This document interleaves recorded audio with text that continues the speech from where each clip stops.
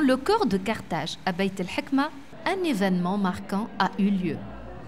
Le lancement du premier réseau professionnel féminin dans le secteur de l'énergie en Tunisie a rassemblé des femmes visionnaires, chercheuses, entrepreneuses, étudiantes et activistes engagées.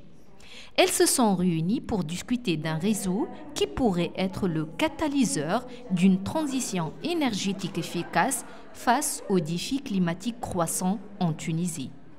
Il faut dire que les femmes, déjà maintenant, ils jouent un rôle extrêmement important dans le secteur de l'énergie en Tunisie. Si on regarde les diplômés, on a un taux de 58% des femmes qui sont diplômées dans le secteur de l'énergie. Donc le but de ce réseau, c'est justement d'encore plus valoriser ces compétences, de contribuer à une transition énergétique qui soit plus inclusive, plus solidaire et portée par une vision commune des compétences féminines. Initié par la GIZ et le ministère de l'Industrie, des Mines et de l'Énergie, ce réseau vise à créer un espace d'échange et de réflexion pour soutenir les femmes dans le secteur énergétique. كما تعرفوا توا لو ديفي نتاع الانتقال الطاقي هو كبير برشا دونك لاستيك الي كونسيونت ال ترافاي سو سا واحنا الريزو تاعنا في شنو نجم يعاون سو كو il passe le message des enjeux de l'efficacité énergétique الانتقال الطاقي التحديات اللي تاعو لامباكت نتاعو على ليفولوسيون بروفيسيونيل دي كارتير au sein de لاستيك mais aussi l'impact نتاعو حتى في السوسيتي دونك l'adhérence de لاستيك pour ce réseau ولا les initiatives كيما هكا اللي يتعاملوا c'est quoi c'est un parce que لاستيك elle accorde beaucoup d'importance donc à la progression des cadres au sein de la STEC, que ce soit hommes et femmes, mais aussi elle est ouverte sur son milieu extérieur. Donc elle travaille avec toutes les parties prenantes, avec la société, avec le secteur privé, avec les institutions qui offrent les formations dans le domaine de l'efficacité énergétique aussi.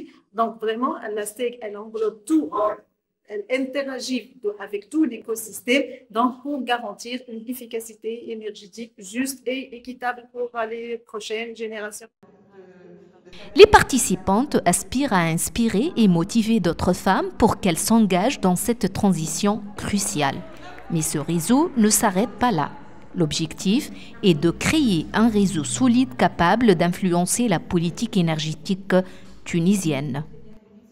Le réseau هذايا donc خدمنا d'une façon inclusive, participative pour faire sortir 4 axes stratégiques sur lesquels on va travailler. L'axe الأولاني اللي هو le développement des compétences et la formation. L'axe الثاني اللي هو la sensibilisation des femmes et pas que les femmes, les enfants, les jeunes, donc la société civile par rapport aux questions de la transition énergétique, les nouveaux challenges et donc les nouveaux objectifs pour réussir cette mission.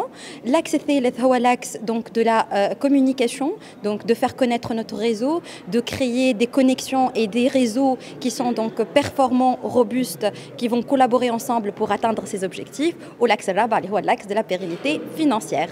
On a la stratégie de la Tunisie et notre rôle c'est de s'aligner à cette stratégie. La Tunisie, donc, elle a signé l'accord du Paris sur les changements climatiques. On a notre objectif par rapport à la réduction des émissions de carbone. On a notre objectif par rapport à l'augmentation des parts des énergies renouvelables dans notre mix énergétique. Et on a aussi notre stratégie pour aller dans l'hydrogène vert et faire donc de ces secteurs donc un secteur de transition, un pilier pour donc la transition énergétique. Donc aujourd'hui, notre rôle, le rôle de réseau, c'est de s'aligner à cette stratégie, à cette vision de l'État et donc de appuyer par les formations, le partage des connaissances, la création de réseaux de connexion qui peuvent donner lieu à des collaborations fructueuses sur le terrain. Des activités de sensibilisation et des visites de terrain sont prévues pour observer le travail quotidien des femmes sur les sites énergétiques. Bien que les femmes représentent environ 28% des postes dans les entreprises d'énergie renouvelable et d'efficacité énergétique, elles occupent moins 22% des postes techniques, soulignant une sous-représentation dans les rôles techniques et de management. Ce réseau est prêt à changer la donne.